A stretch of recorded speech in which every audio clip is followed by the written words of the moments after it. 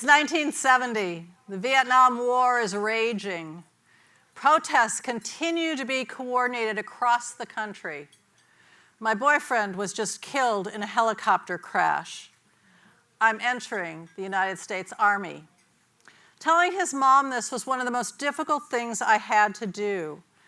Yet I felt an overwhelming need to become an officer and to finish the work that he had started. I knew as an officer I would have to lead. Thinking back on that, though, leadership was a difficult role to play at that time. I knew many officers who'd been killed by their own troops because of how they led. I wanted to run screaming to the nunnery, but unfortunately I would have been selected as the Reverend Mother or the High Mistress, and I would never have even seen it coming. Yet here I was, a brand new second lieutenant, waiting for my first duty assignment. I'd been asked where I wanted to be assigned, and I said, Vietnam? Headquarters said, no. My first post was in Massachusetts. I hadn't been on board more than a week when the post commander called me in his office and he said, Lieutenant Frank, I want you on my Army recruiting team. You will make an excellent representative for the women. I panicked. This can't be happening. I can't stand up in front of a group of students and talk. I'm terrible at it. Or so my grandmother told me many long years before. I had to find a great replacement for me. I said, Sir, you've got the wrong woman. You want Lieutenant Armstrong. She's an English teacher. She's brilliant. She needs to be speaking. He didn't raise his voice, and he said, No, Lieutenant, that's not what's going to happen here. I want you to lead my team of recruiters. I learned I could lead. I led the team successfully, and I didn't die. I actually recruited twice as many men and women as my male counterparts. And remember, this was during Vietnam, when being in the military was not considered very fashionable. Not 9 months into that assignment, I was ordered back to Alabama and the home of the Women's Army Corps. I was once again thrust into a leadership role, this time as an executive officer to a basic training company of about 180 women. In addition, the commander at WAC Center decided I would be a great parade adjutant. What the heck does that mean? Well, I got to stand on a parade field with 2,300 women across it. That's a lot of people to move in sync with just your voice. In basic, commands were given over and over again until it just became second nature to move. We also learned that it's a two-step process. The first is a preparatory command, such as battalion. The second is the command itself, attention. When the command was given, I watched as 2,300 women moved immediately. I experienced a sense of awe and wonder as all of those women moved as one to the sound of my voice. In my head and in my body, I knew I could lead, and I could do it with power, with strength, and with authority. Telling people what to do is the mode of command. It comes from the head, where organization, structure, and strategy live. And there was no room for emotion in this person's army. About 2 years after this assignment, I left the active military, and I started a career in insurance and banking that ended as the vice president of training. I felt right at home in the corporate world, I understood this kind of leadership. No surprise, the corporate leaders were primarily male at the time that I was there, and they led with command. I met very few women in senior management positions, and their leadership style was to emulate their masculine counterparts and to command. No great shock, all of my mentors at the time were male. I simply fit right in. Command is what I'd experienced and perfected. I told my people what to do, how to do it, and when it was due. And because they were in corporate, they just did it and really gave it no thought. Because my projects were always done on time, on budget, and our customer service evaluations were always at the top of the charts, I thought I was a great leader. My people were always looking for that next job and abandoned me as quickly as they could. Again, I thought it was my leadership that was giving them the experience and the confidence to take that next job.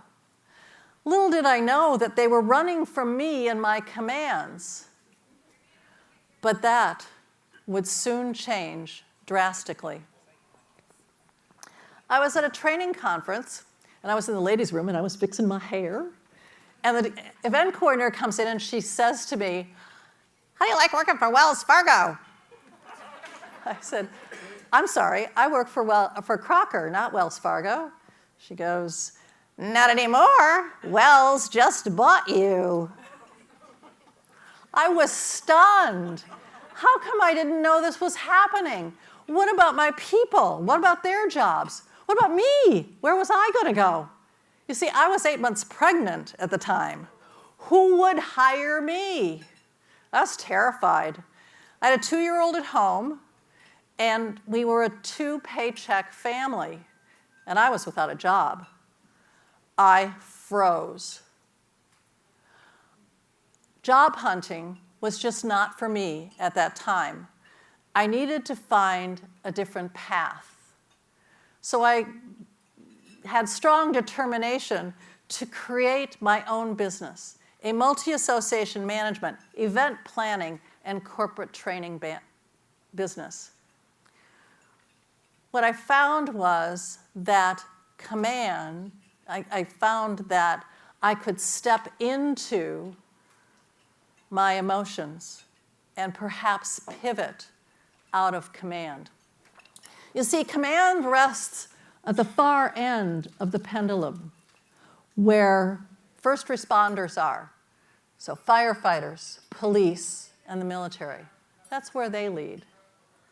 However, that doesn't work in the entrepreneurial world. In the entrepreneurial environment, influence is how you lead people.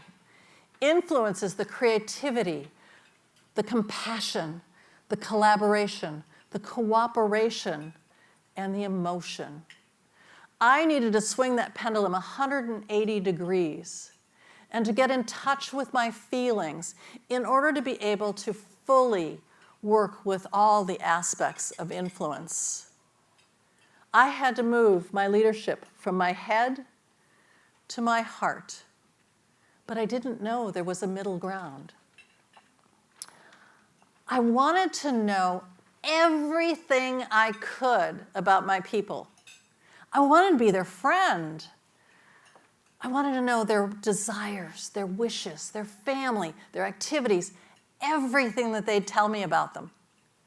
And they wanted to know the same about me. As the leader, I shared too much. What became challenging is when I had to have those difficult conversations like, someone wasn't doing their job. And my people also felt very comfortable coming in and saying, hey, I can't get this done. Could you do it for me? And of course I did. That's just who I was. And that wasn't working for me either. I was frustrated. I was angry.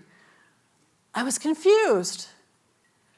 No matter what I did, my people ran amok, whether I used command or influence. I was ready to throw in the towel and quit being a leader. Then I thought, but what is my perfect model of leadership? What's that one word that will explain what that is? I set my mind to wander, and it wandered around, and it came up with the word Comfluence, the perfect alignment of command and influence. John Maxwell, leadership guru, says that leadership is influence, nothing more, nothing less. And I totally disagree with him. I believe that we must have the masculine aspect to balance the feminine side. Comfluence comes from the dance world.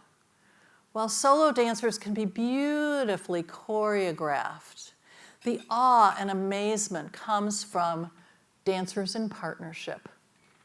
The man's role is to set the stage for the woman. She brings the creativity and emotion to the lifts, the spins, the turns, and the elegance. At the end of the day, command and influence provide that too.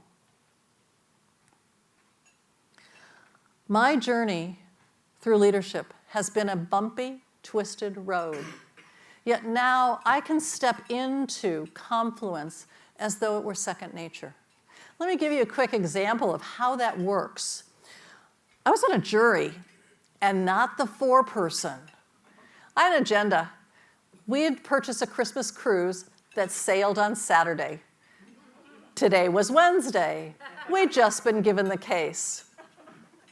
We selected a four-person who was very experienced, but a little hesitant. He wanted more information. Well, at the end of the day, we hadn't moved anywhere near a verdict. So next morning, I say to the bailiff, could you get me some flip chart paper and some markers? So he brings in 6 sheets of flip chart paper and markers, and I write all of the charges, there were 6 of them, and what it took to convict, command. Then I opened up a dialogue with the jury with curiosity and influence. We examined every piece of evidence deliberately and carefully and rendered a verdict on each count.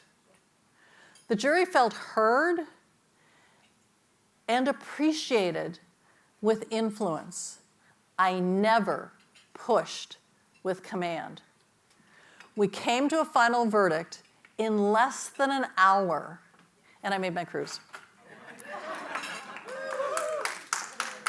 I have today. Buddha says, yesterday is gone. Tomorrow is yet to come. We only have today.